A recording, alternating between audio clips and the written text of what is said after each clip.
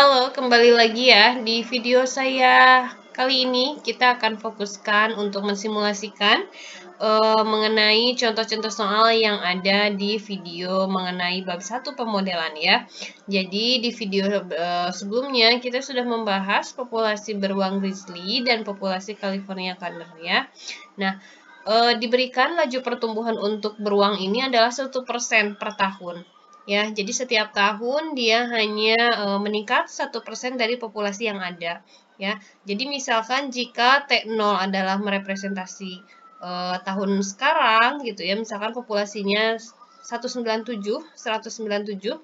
Nah, kita ingin memprediksi 12 tahun kemudian ya. Jadi yang T ini merepresentasi tahun ya, bisa kita lengkapi ini adalah dalam tahun ya. Kemudian ini populasinya ya. Maka yang pertama ini nilai awalnya kita tentukan ya, atau berdasarkan data kita punya 197. Nah, kemudian dimulai tahun berikutnya ini kita pakai formula ini ya. Jadi saya ini bulatkan ya, karena supaya menghindari desimal, saya bulatkan. Kemudian kita ambil berdasarkan formula yang sudah kita pelajari. Jadi formulanya adalah populasi sebelumnya ya, yaitu 197 ditambahkan dengan yang laju pertumbuhan dikali dengan populasi sebelumnya. Gitu ya. Nah, ini saya kunci. Kenapa? Karena supaya nanti laju pertumbuhannya mau di sel berapapun dia tetap gitu ya, ngambilnya yang 1% ini. Ya, maka ketika kita enter, ini ada angkanya, kemudian kita tinggal drag saja ya. Kalau misalkan ini asalnya kosong, kita tinggal drag, nanti muncul ya. Nah, sama halnya dengan populasi California condor ya, cuman di sini kasusnya yaitu laju penurunan. Jadi kalau ini meningkat, kalau ini menurun ya. Misalkan dalam 1 tahun laju penurunannya sebesar 10% gitu ya.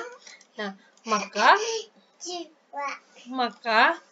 penurunan untuk 12 tahun yang akan datang itu diperkirakan populasinya hanya tinggal 14 ekor saja gitu ya, dengan laju penurunan 10%.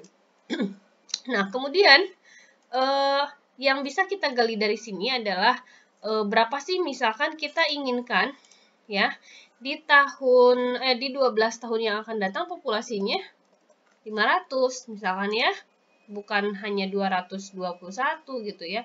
Nah, yang kita rubah cukup di sini ya. Misalkan kita rubah yang 1% ini menjadi 6% misalkan ya.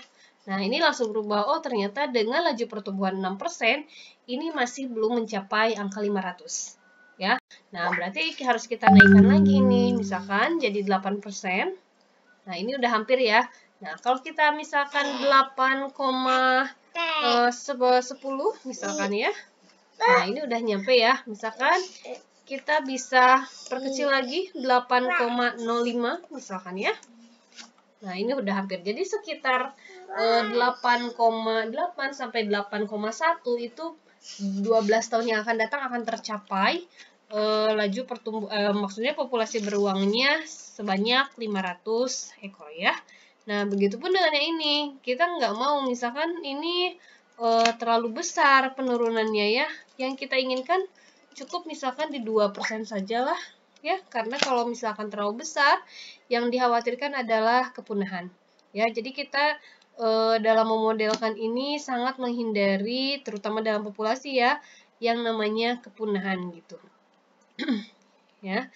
Nah, kita ingin penurunannya sedikit saja ya. Jadi silahkan ini laju pertumbuhan atau penurunan bisa kalian sesuaikan ya, sesuai dengan target yang ingin dicapai gitu ya, pada tahun sekian prediksinya ya, kita mau berapa gitu.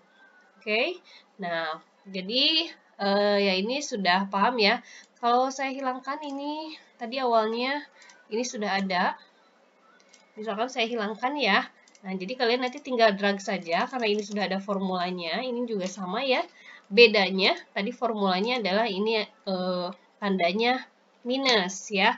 Kalau yang tadi ini tandanya, maaf, Kalau yang tadi ini tandanya adalah plus, ya, karena pertumbuhan. Kalau yang ini penurunan minus, ya.